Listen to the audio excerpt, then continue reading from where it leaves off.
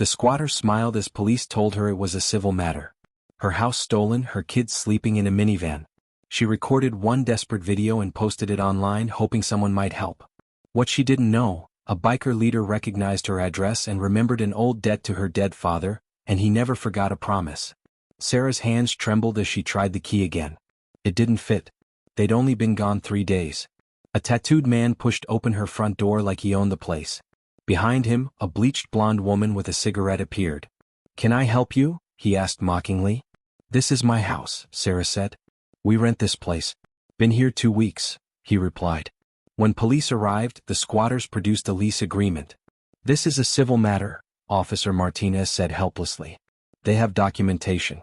You'll need to go through the courts." "How long?" "Could be weeks, maybe months." Sarah's belongings were dumped in trash bags in the yard. Her grandmother's quilt trampled, her father's military photos muddy. That night, Sarah sat in her minivan while Emma and Max slept. She recorded a video. "Someone stole my house today." She posted it to a local Facebook group and closed her eyes, not knowing that 100 miles away, a man named Frank was about to see it. Sarah woke to 247 notifications.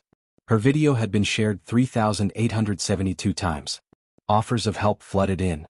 Then she saw a comment. "Where is this? What's the address?" The profile showed a bearded biker. Rodhammer Walsh. Iron Hawks MC. The name stirred something in her memory. At 3:15 a.m., Frank Mollieri watched Sarah's video for the 3rd time. He knew that address. He pulled down an old photo album. December 2008. His club caught in a deadly snowstorm. John Mitchell had pulled over, opened his garage, saved their lives. "Just help someone else someday," John had said. Frank opened the Iron Hawks group chat. Church meeting, 7 a.m. Every member who can ride. "We got a debt to pay." By 6:45 a.m., 42 members filled the clubhouse.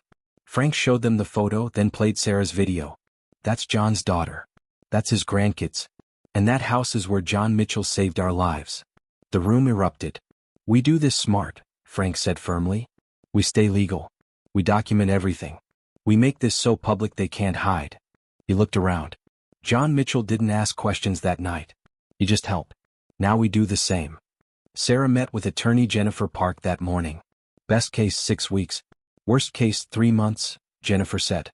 When Sarah returned home at 1:15 p.m., she slammed on her brakes. 12 motorcycles lined her street. Bikers moved across her lawn with military precision, documenting, organizing. Frank approached. "Sarah Mitchell? Your father saved my life once. Figured it's time we return the favor." The memory crashed back. Bikers in their garage. Her dad making soup. "That was you. That was us." The squatters grew increasingly desperate. Tina kicked over Emma's bike on camera. Kyle blasted music, earning citations. Derek tried dumping more belongings. Then Kyle threw her father's ashes from the window. The urn shattered. Sarah screamed, collapsed. Frank held her back. "That's what he wants. Don't give him that." He sent a mass text to every Iron Hawks chapter in California. "Emergency call. Tomorrow morning, 6 a.m. Bring everyone." The rumble started at 5:47 a.m. They came from every direction. Los Angeles, San Diego, Sacramento, Orange County. 312 bikers filled Oakage Drive. Frank climbed onto a truck bed. "We're here because John Mitchell saved our lives. 3 days ago, criminals stole his daughter's home. Last night, they threw his ashes like garbage." The crowd roared. "We're here for justice. Legal justice." Inside, panic set in. Kyle's lawyer wouldn't answer. Officer Martinez arrived, smiled at Frank. The DA called. "Emergency hearing is at 10 a.m. When Derek tried sneaking out with stolen electronics, he found himself surrounded. He dropped the bags and fled back inside. Judge Richardson reviewed the evidence with sharp eyes. "I'm issuing an immediate order of possession to Sarah Mitchell. Defendants have until 2 p.m. to vacate. This court awards Ms. Mitchell $15,000 in damages." At 1:47 p.m., Kyle's car pulled away. 300 bikers erupted in cheers. Sarah stepped into her house. It was a disaster. Then Frank spoke. "We're not done yet." The bikers transformed into a restoration crew. They cleaned, repaired, painted, replaced. By 3 p.m., the house was restored. Louise delivered a new mattress. Emma's swing set was repainted. Max's room perfectly reorganized. Emma emerged holding her stuffed rabbit, now clean and stitched. Miss Jackie fixed Mr. Hoppy. In the garage, Frank handed Sarah a folded patch. John Mitchell, Honorary Iron Hawk. We made this for him back then. He nailed it to the workshop doorframe. Your home's protected. Always will be. We're family now.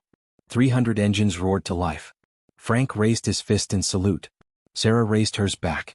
The Iron Hawks rode into the sunset, their mission complete.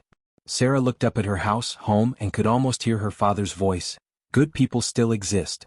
They'll show up when you need them most. He'd been right all along.